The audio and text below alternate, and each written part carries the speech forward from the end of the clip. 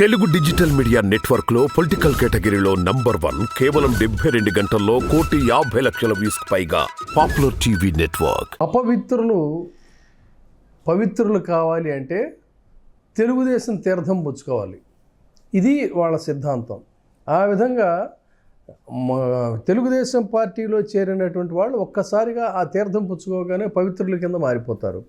పైగా ఇవాళ తెలుగుదేశం పార్టీ పరిస్థితి ఎలా తయారైందంటే, వైసీపీలో మాకు వీళ్ళతో ఇబ్బందిగా ఉంది, వీళ్ళు అక్కర్లేదు అనుకున్నటువంటి వాళ్ళే కాదు, గతంలో ఈనాడు, ఆంధ్రజ్యోతి లేదు ఇంకా ఇతరత్ర టీడీపీ అనుకూల మీడియా వారు ఏ వ్యక్తుల మీద అయితే అర్థం పర్థం లేనటువంటి విమర్శల్ని, నీచమైనటువంటి రాతల్ని, విమర్శల్ని చేశారో వాళ్ళని సరే ఈసారికి వాళ్ళని పక్కన పెడదాం అనుకుంటే వాళ్ళు పార్టీ ఫిరాయించినప్పుడు ఒక్కసారిగా ఆత్రంగా వాళ్ళ పార్టీలోకి తీసేసుకొని ఎక్కడైతే వాళ్ళను అపవిత్రులు అని చెప్పని నీచమైనటువంటి రాతలు రాశారో వాళ్ళని ఇవాళ అద్భుతమైనటువంటి దీంట్లో వాళ్ళని స్వీకరించే పరిస్థితి చూస్తే, ఇంత దిగజారిపోయినటువంటి పరిస్థితి చూస్తే జాలి వేస్తుంది.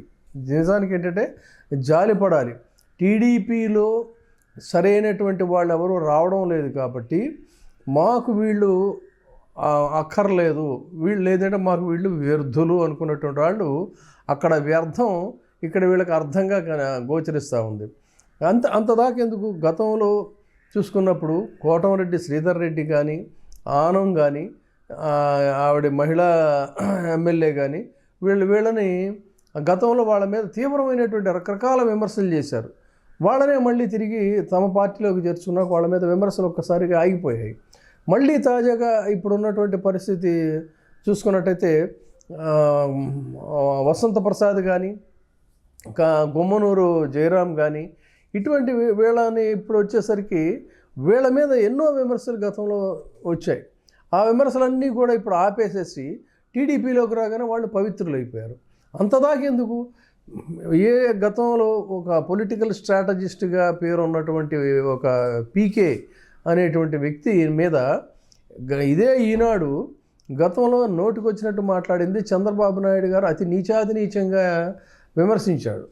అలాంటి వ్యక్తి గురించి ఇవాళ నిస్సిగ్గుగా 2 పేజీల్లో అతను ఏదో పెద్ద జాతీయ నాయకుడు అనేటువంటి స్థితిలో అతని మీద రాసినటువంటి అతని ఇంటర్వ్యూలో, వ్యాఖ్యానాలు, దానికి ఏం పేరు పెట్టాలో మరి జర్నలిజంలో ఉన్న నాకే తెలియదు, కానీ అతని వ్యవహారాలు, వ్యాఖ్యానాలు అన్నింటినీ కూడా పెద్ద గ్లోరిఫై చేసి మరీ రాసేసింది ఇదే ఈనాడు. అంటే తమకు నచ్చితేనేమో వాళ్ళు ముత్యాలు, నచ్చకపోతేనేమో వాళ్ళు పేడ పురుగులు.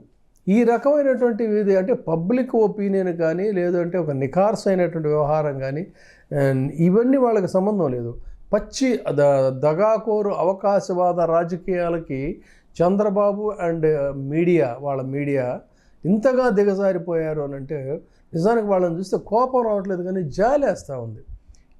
ఇంత స్థితికి, ఇంత దీనమైనటువంటి స్థితికి దిగజారాల్సినటువంటి పరిస్థితి పాపం పడినందుకు వాళ్ళని జాలి పడాల్సి వస్తుంది. ఒక రకంగా చూడాలంటే వీళ్ళని ఒక మానసిక రోగులుగా కూడా మనం వీళ్ళని అనుకోవచ్చు.